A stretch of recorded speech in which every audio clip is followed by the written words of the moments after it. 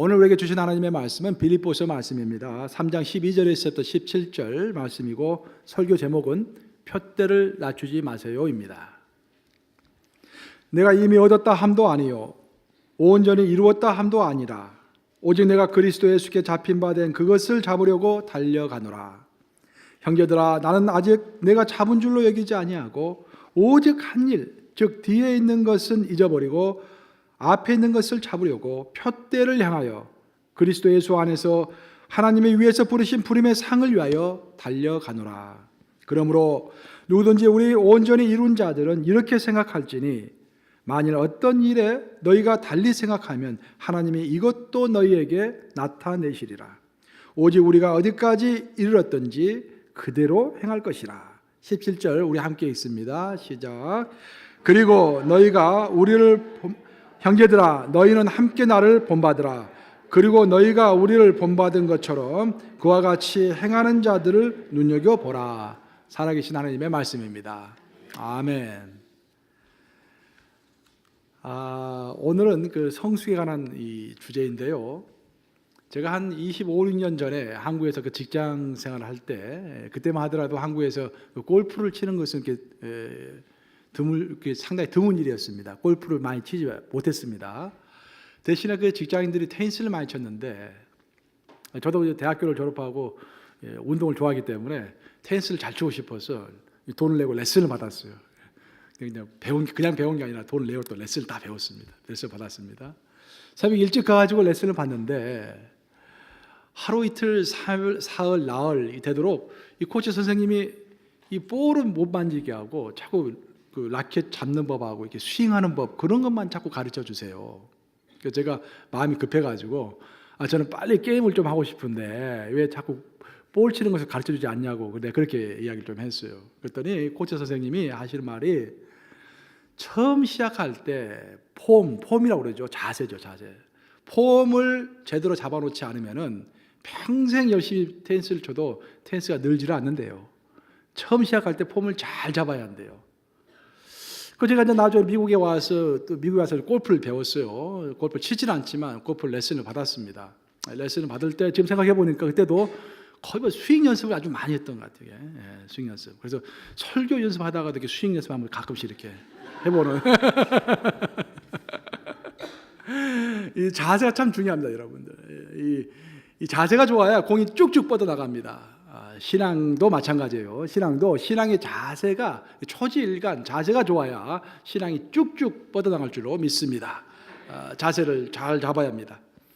신앙생활을 하는 사람들이 좀 열심히 해보려고 할 때 자꾸 이제 하는 질문이 있어요. 그 질문이 뭐냐면 하나님, 내가 무엇을 해야 합니까? 그 전에는 별로 신앙생활 열심히 하지 않다가 큰 은혜를 받았어요. 그래서 하나님 앞에 가서 이야기합니다. 하나님, 내가 무엇을 하기 원하십니까? 성경을 읽어보면은 부자 청년이 예수님 앞에 무릎을 꿇고 했던 소리가 주여, 내가 무슨 선한 일을 해야 영생을 얻으리까? 라고 물어봤어요. 무슨 일을 해야 합니까? 또 요한복음 좀 더 읽어보면은 어떤 율법 학자가 예수님을 시험하기 위해서 예수님에게 묻습니다. 우리가 무엇을 하여야 영생을 얻으리까? 사도 바울도 마찬가지예요. 바울이 사울일 때 다메섹 도상에서 부활하신 예수님을 만났습니다. 그 찬란한 그 영광의 빛을 보고서 눈이 멀어버렸어요. 그냥 시력을 잃어버렸습니다. 그때 그 시력을 잃고 엄청난 큰 충격이었겠죠. 부활하신 예수님을 본 것이 엄청난 큰 충격이었겠죠. 그 충격 가운데 사도 바울이 첫 마디가 뭐였냐면은 예수님을 만나고 첫 마디가 뭐였냐면은 주여, 내가 무엇을 하리까? 라는 그런 말이었어요. 베드로도 마찬가지입니다. 수제자 베드로도 예수님에게 자기의 신앙을 호소할 때 그렇게 호소를 했어요.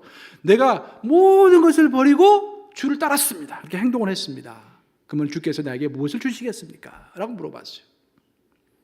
이런 모든 고백들의 공통된 점이 하나가 있다고 한다면 그것은 신앙의 행동을 강조하는 것입니다.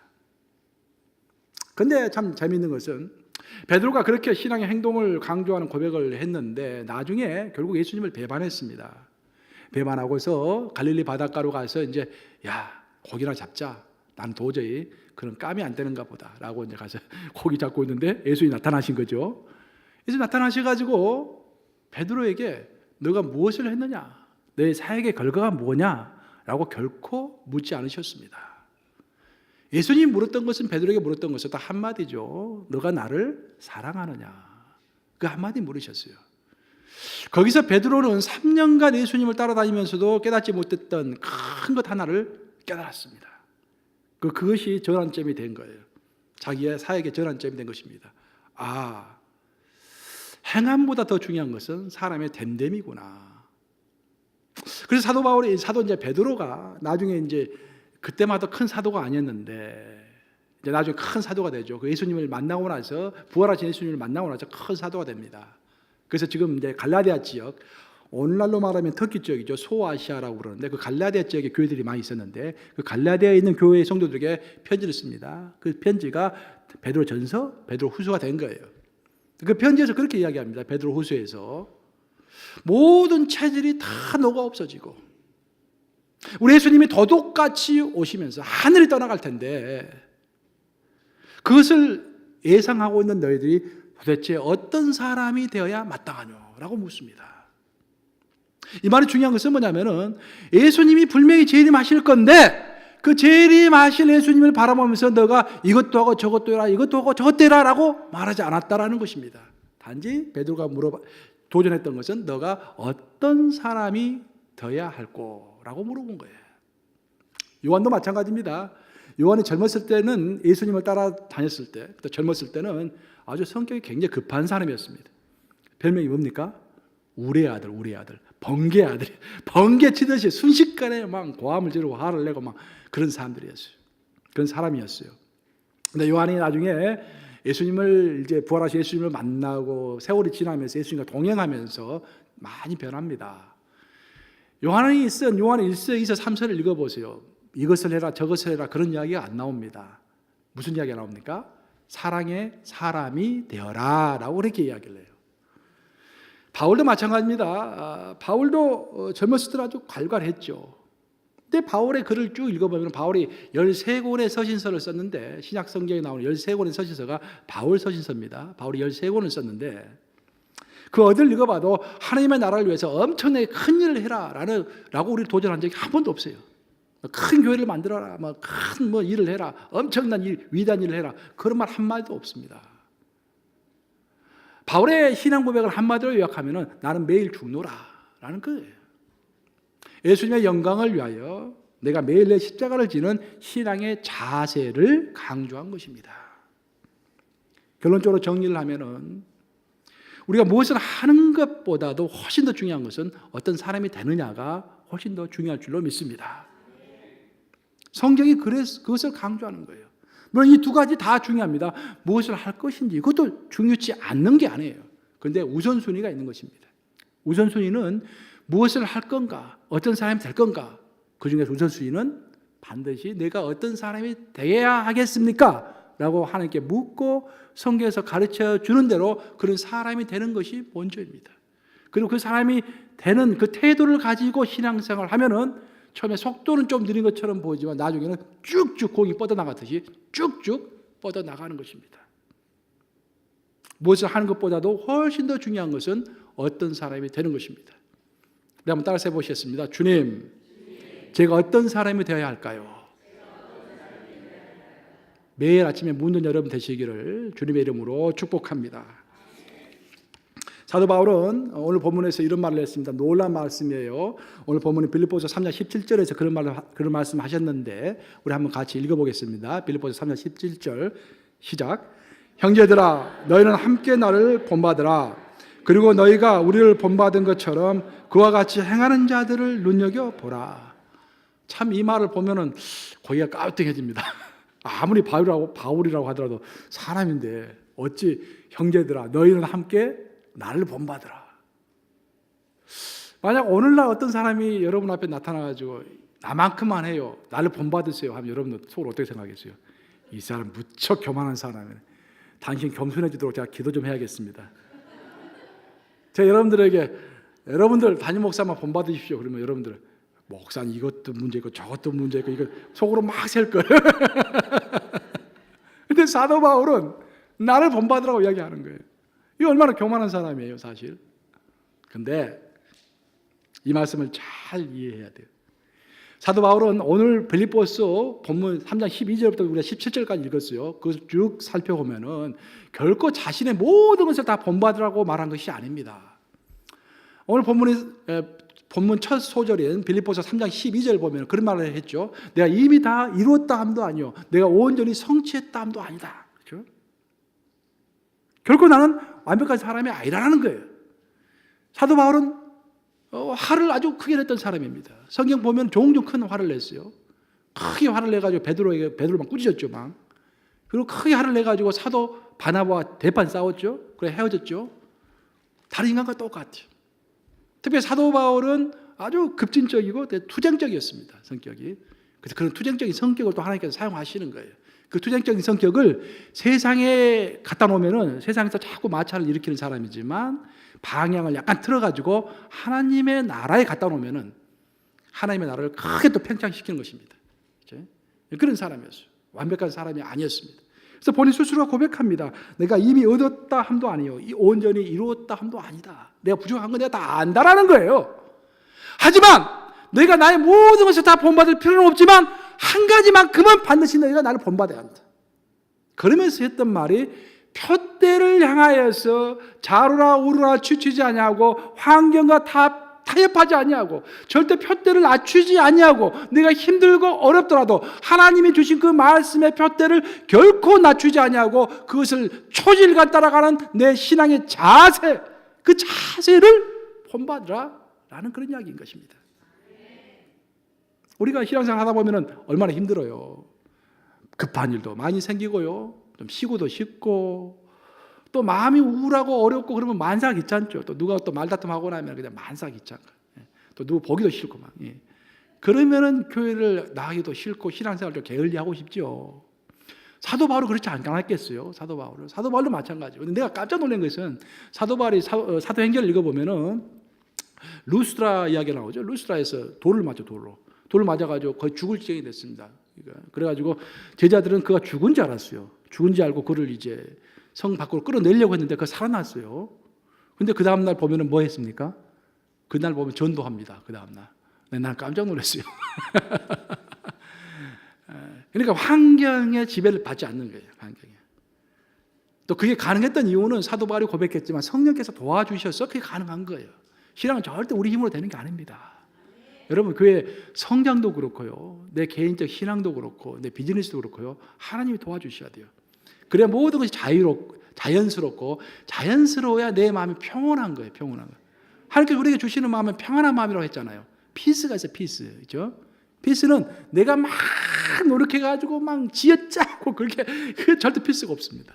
자연스럽게 성령의 인도하심에 따라서 가끔씩 부족하면 주님 내가 부족합니다. 내가 열심히 하려고 하는데 잘 안 됩니다. 도와주세요 하면서 자연스럽게 해나갈 때 그때 내 마음에 평강이 있을 줄로 믿습니다. 사도 바울은 우리에게 오늘 본문을 통해서 강조하는 것이 절대 하나님께서 주신 표대를 낮추지 말라라는 거예요. 표대라는 것은 골입니다. 골, 영어로 목표라는 거예요. 목표. 사실 환경은 항상 변합니다. 하지만 하나님의 말씀은 변하지 않습니다. 그 우리가 변하지 않는 것이 우리를 맞춰야 할까요? 변하는 것이 우리를 맞춰야 할까요? 변하지 않는 것이 우리를 맞춰야 하는 것입니다. 사람은 항상 변해요. 환경도 항상 변합니다. 그러면은 50년 전에는 우리 한국 사람들이 열심히 기도하고 열심히 신앙생활했는데 이제 50년 후가 흘렀으니까 그것이 옛날 이야기고 지금은 그게 말도 안 된다. 그게 맞는 말일까요, 여러분? 절대 그럴 수가 없어요. 하나님의 말씀은 천지는 없어지겠으나 하나님의 말씀은 없어지지 아니하리라. 그러니까 변하는 것에 이 사람도 이렇게 하고 저 사람도 이렇게 하고 이 교회도 이렇게 하고 저 교회도 이렇게 하니까 우리도 그렇게 해야 한다. 그건 말이 안 돼요. 오직 성경에서 이렇게 말하니까 우리도 이렇게 해야겠습니다 라고 해야 할 때 그게 우리의 리더인 거예요. 그렇죠? 사도 바울은 표대를 강조했습니다. 표대를 낮추지 말라라는 거야. 그 사도 바울이 말하는 표대가 무엇인가? 사도 바울이 평생에 걸쳐서 자기가 추구했던 표대가 있다고 오늘 본문에서 이야기하고 있어요. 그러면 사도 바울이 죽을 때까지 평생 자기가 목표로 삼았던 표대가 무엇일까? 그래서 그게 두 가지입니다. 두 가지. 첫째는 사도 바울이 평생 목표로 삼았던 것은 인격 성숙입니다. 성숙. 두 번째로는 한 영혼은 한 사람을 향한 열정입니다. 그 두 가지가 사도 바울의 평생 목표였어요. 그럼 사도 바울의 목표였으면 또 우리의 누구의 목표가 돼야 합니까? 우리의 목표가 돼야 하는 거예요. 사도 바울의 첫 번째 신앙 표대는 성숙이었습니다. 성숙. 다른 말로 표현하면은 사도 바울은 어떤 사람이 되어야 할까를 먼저 고민한 것입니다. 무엇을 해야 할까보다도 어떤 사람이 되어야 할까라는 것을 고민했던 사람이에요. 우리 함께 사도 바울이 쓴 에베소서 4장 13절을 읽어보겠습니다. 함께 있습니다. 시작. 우리가 다 하나님의 아들을 믿는 것과 아는 일에 하나가 되어 온전한 사람을 이루어 그리스도의 장성한 분량이 충만한 데까지 이르리니. 사도 바울이 했던 말입니다. 사도 바울이 뭐라고 시작했냐면 우리가 다라고 해서 우리가 다. 그 말은 뭐냐면은 사도 바울 혼자의 고백이 아니라 우리 모두의 고백이 돼야 한다 이 말이죠. 우리 모두가 어떤 고백을 해야 하느냐? 우리의 목표는 첫째 온전한 사람이 되는 거예요. 여기서 온전한 사람은 영어로 표현하면 mature예요. complete가 아니라 mature, 성숙한 사람이 되는 것. 그리고 그리스도의 장성한 분량이 충만한 때까지 이르는 사람이 되는 것. 이 말은 예수님 같은 사람이 되는 것. 예수님 같은 사람이 되는 것이 우리의 평생의 목표가 되어야 할 줄로 믿습니다. 사도 바울의 목표였어요. 또 우리의 목표인 것입니다. 그럼 우리가 어떻게 살아가야 mature 크리스천, 성숙한 또 온전한 크리스천이 될 것인가? 사도 바울이 먼저 이렇게 13절에서 이렇게 우리에게 도전하고 나서 다음 절에서 그 해답을 줬어요. 그 다음 절이면 몇 절일까요, 여러분들? 일부 앱에서는 14절이라고 하신 분들이 있더라고요. 내가 졸고 계시는군요. 다음 절이라고 하는데 다음 절. 15절 한번 띄워보세요. 한번. 같이 읽어보겠습니다. 시작. 오직 사랑 안에서 참된 것을 하여 범사에 그에게까지 자랄지라. 그는 머리니 곧 그리스도라. 이게 해답이에요. 우리가 어떻게 온전한 사람이 될 것인가? 사도 바울이 아주 심플하게 답변을 했습니다. 범사, 항상 우리가 해야 할 것이 있는데 그것은 뭐냐면은 사랑 안에서 참된 것을 하라 이 말이에요. 사랑과 정의 내지는 진리입니다. 사랑과 정의 안에 있을 때 사랑만으로도 안 되고 정의만으로도 안 돼요. 사랑과 정의가 함께 있어야 합니다. 그때 우리가 그리스도의 온전한 모습까지 자랄 수 있다는 것입니다. 왜? 그리스도가 사랑과 정의이기 때문에. 사랑과 정의는요, 구약과 신약이고 지옥과 천국입니다. 구약 내용을 한마디로 딱 요약하면 뭘까요? 구약 전체를 한마디로 딱 요약하면은 정의는 정의예요. 그렇죠? 그럼 신약을 한마디로 딱 요약하면 뭘까요? 사랑과 은혜예요. 그렇죠? 사랑과 은혜. 그러면 왜 지옥이 있을까요, 여러분? 정의가 있기 때문에 지옥이 있는 거예요. 그렇죠? 어떤 사람은 그렇게 이야기해요. 와, 하나님이 사랑이신데 어떻게 해서 정의가 있을 수 있냐? 어떻게 지옥이 있을 수 있냐고. 지옥 없다고 그렇게 이야기하는 사람 꽤 있어요. 구약을 모르는 거야. 신약만 공부한 사람이야. 우리는 매일 약을 2알씩 먹어야 돼요. 어떤 사람 하나만 먹는 거야. 그냥 신약만 먹는 거야. 구약도 먹어야 하는데 2알을 먹어야 하는데 하나밖에 안 먹으니까 문제가 되는 거예요. 이게. 제가 어제 토요일날 새벽 기도할 때도 이야기했죠. 안다라는 단어를 설명했죠. 안다라는 단어가 히브리식 안다와 헬라식 안다가 다른다고 그랬잖아요. 서구 문명은 히브리 철학과 헬라 철학의 역사잖아요. 이 충돌의 역사잖아요. 헬라 철학, 그러니까 소크라테스, 플라톤, 아리스토텔레스, 그가 말하는 안다라는 것은 이 머리로 아는 거예요. 이게. 가만히 앉아서 생각만 해도 지구가 어떻게 생겼는지를 알 수 있다고 했어요. 그게 철학입니다. 하지만 히브리 성경에서 히브리 철학이 말하는 안다라는 것은 경험으로 아는 거예요. 우리가 친구를 알 때 1년 아는 것, 5년 아는 것, 10년 아는 것 다 다르죠, 여러분들. 시간이 가면 갈수록 더 자세히 알죠. 그걸 안다라고 하는 거예요. 그래서 예수님은 우리는 결코 다 안다라고 말할 수 없는 거예요. 근데 어떤 사람들은 성경을 한 2번만 읽고 나서 난 하나님 다 안다. 교회 갈 필요도 없다. 막 그러면서 성경을 비판하는 사람이 있어요. 답답해요. 헬라 철학에 꽉 갇혀 있는 사람이야. 안다라는 야다라고 그래요. 야다. 그 히브리어로 그 안다라는 의미를 모르는 사람이에요.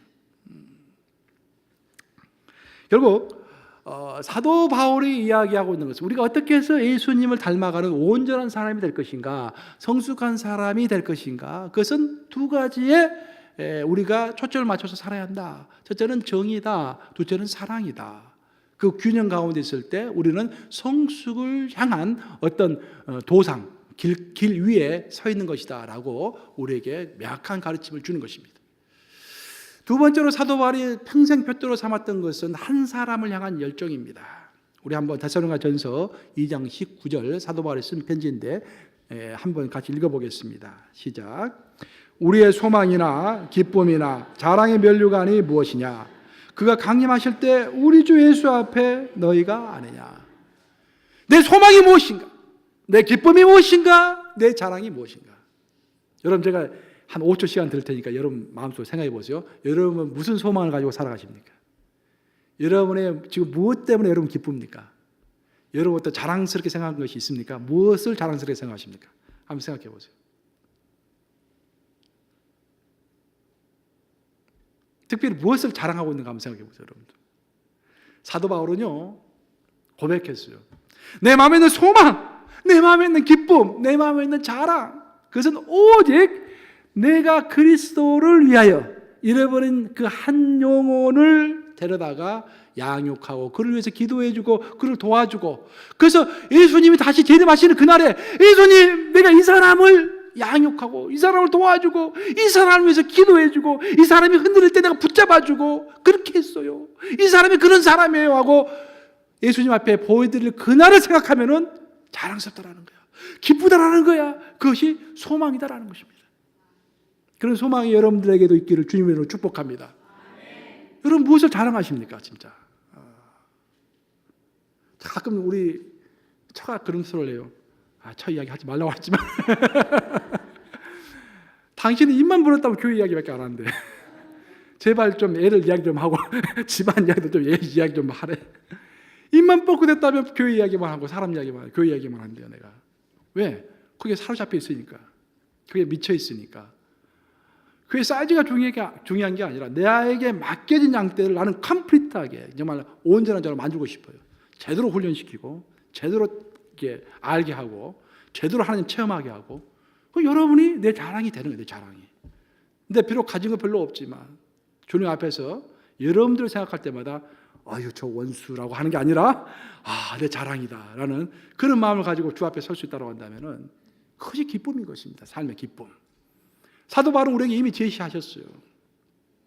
너의 기쁨과 너의 소망과 너의 자랑, 그것은 한 사람을 생각하면서 그 한 사람을 기르고 그 한 사람이 다른 사람에게 복음을 전파할 때까지 도와주고 그를 위해서 기도해 주는 것, 그것이 바로 너의 자랑이 돼야 되고 너의 기쁨이 돼야 되고 너의 소망이 돼야 한다는 것입니다. 우리 온 뉴욕감리 성도들은 그런 사람이 되시기를 주님의 이름으로 축복합니다. 바울의 목표는요 큰 공동체를 만드는 것이 목표가 아니었습니다. 사도 바울은 가는 곳마다 교회를 세웠죠 보면은. 하지만 사도 바울이 결코 그 어디에도, 성경 그 어디에도 내가 큰 교회를 만들어 놓으라라고 자랑하는 구절이 군데가 한 군데도 없습니다. 물론 어떤 특별한 사람들에게는 큰 것에 대한 소망을 줄 수 있죠. 하지만 가장 기본적인 신앙의 자세는 큰 것이 아니라 한 사람입니다. 한 사람.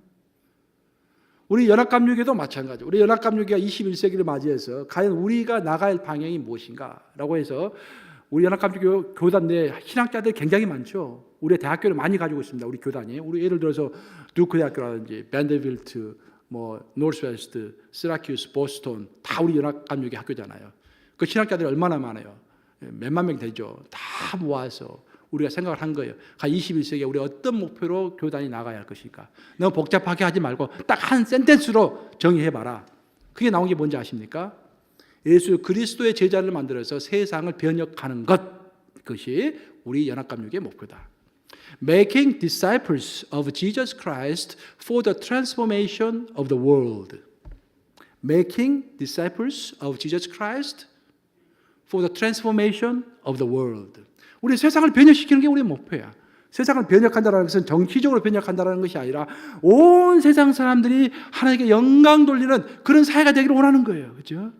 그것을 어떻게 이룰 것인가? 우리가 정치 참여를 해야 할 것인가? 물론 그것도 하나의 방법이지만 가장 기본적인 방법은 우리 연합감육에 있는 성도들 한 명 한 명을 제대로 훈련시켜가지고 썬데이 크리스찬들이 아니라 정말 한 명 한 명 제대로 훈련시켜가지고 그들이 이 세상에 나가면 빛이 되고 소금이 되고 다른 사람들의 모범이 되어가지고 그 사람을 통해서 온 세상을 트랜스포메이션, 변혁하는 것, 그것이 우리 연합감육의 21세기 목표다라고 정의했어요. 이것은 이미 예수님의 목표이고 예수님의 전략이었으며 사도 바울의 전략이고 우리의 전략인 것입니다. 우리가 한 사람에게 포커스를 맞춰야 돼요. 그것이 바로 우리 가장 기본적인 신앙의 자세가 되어야 합니다. 이런 신앙의 자세가 되었을 때 자꾸 외면에 보이는 것에 흔들리지 않게 되어 있어요. 그리고 우리의 신앙이 심도 있게 힘 있게 앞으로 쭉쭉 뻗어나갈 줄로 믿습니다. 이제 말씀 마무리합니다. 오늘날 이 세상에서 사람들이 가장 갈구하는 것 중에 하나가 믿고 신뢰할 만한 사람을 갈구합니다. 그렇죠? 특별히 한국의 뉴스를 보면은 슬퍼요. 정치적인 차원에서 이야기하는 게 아니라 내가 뭐 이명박 대통령이나 뭐 박근혜 대통령을 좋아하고 그런 것이 절대 아닙니다. 근데 나는 뭐 이미 미국 시민이니까 한국 정치하고도 거리가 멀고. 근데 나도 우리 처한테 몇 번 그랬어요. 슬프다는 말을 몇 번 했어요. 모든 것을 고하고 우리가 대통령으로 따랐던 최고의 권력자로 따랐던 우리 지도자 두 명이 이 깜빵에 들어가는 거 아닙니까 지금? 그냥 슬픈 거예요. 모든 걸 따라 잘 옳고 그런 걸 떠나서 슬픈 거예요. 왜 이런 현상이 벌어졌는가? 오늘날 믿고 신뢰할 만한 지도자가 없는 거예요. 믿고 신뢰할 만한 내 동료가 없습니다. 믿고 신뢰할 만한 내 부하 직원도 없어요. 믿고 신뢰할 만한 교회도 없는 거예요. 믿고 신뢰할 만한 어떤 공동체가 없는 것입니다. 사람들이 그것을 갈구하는 거예요. 만약 여러분들이 현재 다른 사람들로부터 김 집사는 믿을 만해, 김 집사는 신뢰할 만해 라는 이야기를 듣고 있다고 한다면 이미 여러분은 성공한 거예요. 그거 크게 성공할 것입니다. 뉴욕 감리교도 마찬가지예요. 뉴욕 감리교도 저 교회는 좀 달라. 뭔가 믿을 만해. 저 교회에서 뭔 일을 했다고 한다면은 분명히 어떤 의도가 무슨 좋은 의도가 있을 거야. 라고 세상 사람들이 인정해 준다라고 한다면은 우리 교회는 이미 성공한 거예요. 그리고 하나님의 뜻대로 쭉쭉 뻗어 나갈 것입니다. 알 고어하고 조지 W 부시가 대통령 선거에서 맞붙었죠. 서베이를 해보면은, 그러니까 이제 여론조사를 해보면은 대부분이 알 고어가 이긴다고 나와요. 그리고 이제 TV 토론을 했습니다. TV 토론을 끝나고 나니까 사람들이 마음속으로 전부 그렇게 생각을 했어요. 이제 부시는 끝났구나. 도저히 알 고어에게 까면 안 되는구나 이게. 도저히 안 되는 거예요. 알 고어가 너무 잘하니까. 그래서 투표를 했는데 누가 이겼습니까, 여러분?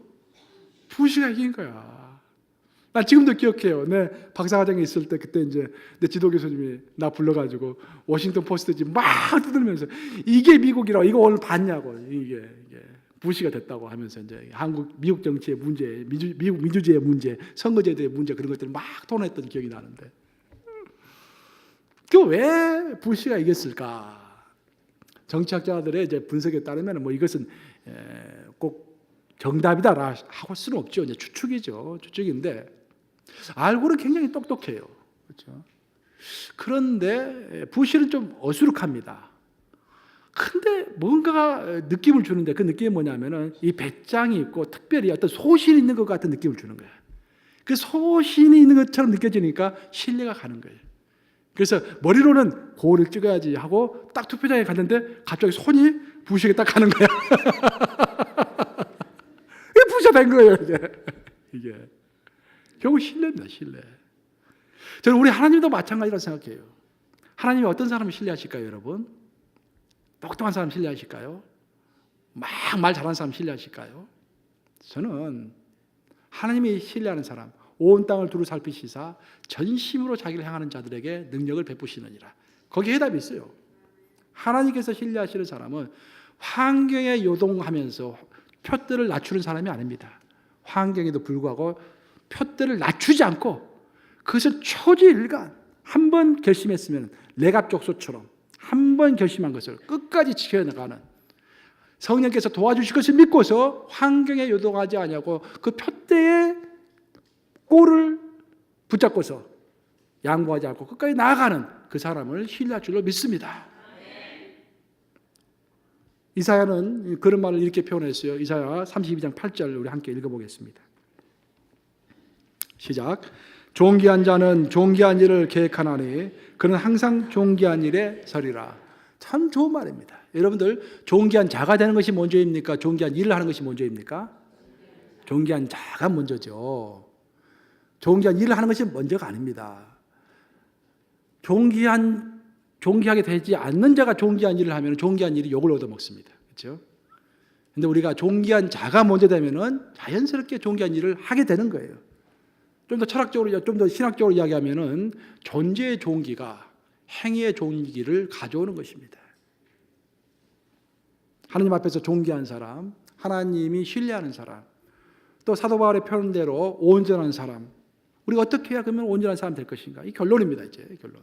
어떻게 해야 그러면 우리가 신뢰받고 온전하고 또 존귀한 자가 될 것인가? 그 해답은 예수 그리스도를 닮아가는 것입니다. 우리 함께 데살로니가전서 1장 6절을 읽습니다. 시작.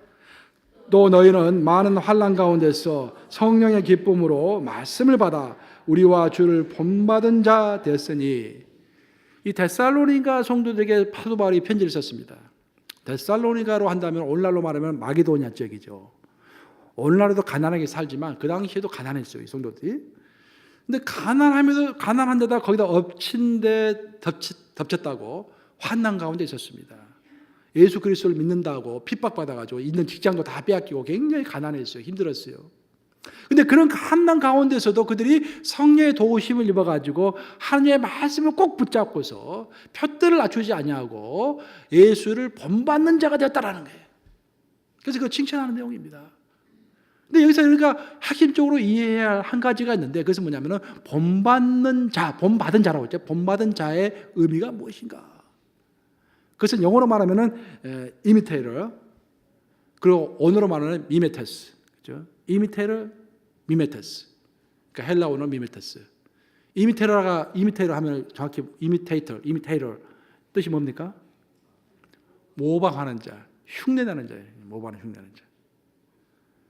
이게 이 말이 무슨 말이냐면 우리가 어떻게 예수님을 닮아갈 것인가? 너무 막연하잖아요. 그 예수님의 모습을 보면 예수님은 뭐 살 집도 없었고 결혼도 안 하셨고 도저히 따라할 수 없을 것처럼 보이잖아요. 그런데 우리가 할 수 있는 것, 그것부터 모방하라라는 것입니다. 흉내내라라는 것입니다. 흉내내고 모방하고 은혜 받은 대로 우리가 그것을 하리라 다짐하면은 그것이 다 결국 내 것이 된다 그런 말이에요. 그것이 예수님을 따라가는 방법이라고 이야기하는 것입니다. 그래서 신학적으로 표현하면은 아멘 하는 거예요. 여러분 아멘 뜻이 뭡니까? 아멘. 내가 동의합니다. 그대로 되기를 원합니다. 그게 아멘 하는 거예요. 여러분들이 어떤 아무리 좋은 것이 있어도 아멘 하지 않으면은 내 것이 안 되는 거예요.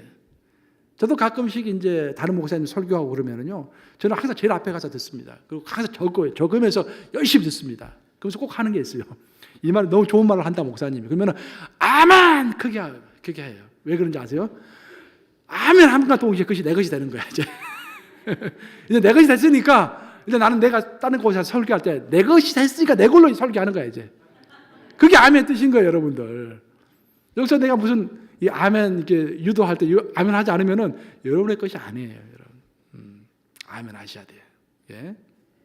그래서 우리가 모방하고 흉내내고 아멘하면서 예수님을 닮아가는 것입니다. 스텝 바이 스텝으로 닮아가는 거예요. 우리가 어떻게 해서 처음부터 있는 거 다 팔고 집도 없이 그냥 예수님처럼 이렇게 돌아다닐 수 있겠어요? 안 되죠 처음에는. 스텝 바이 스텝으로 해나가는 거예요. 하지만 출발은 필요합니다. 그렇죠? 흉내내고 모방하고 아멘하면서 부디 푯대를 낮추지 말고 굳건한 신앙 자세를 가지시고 항상 예수님의 가르침과 그분의 삶에 아멘하시며 그것들을 흉내내고 모방하심으로 온전한 사람에 이르시기를 우리 주님의 이름으로 축복합니다.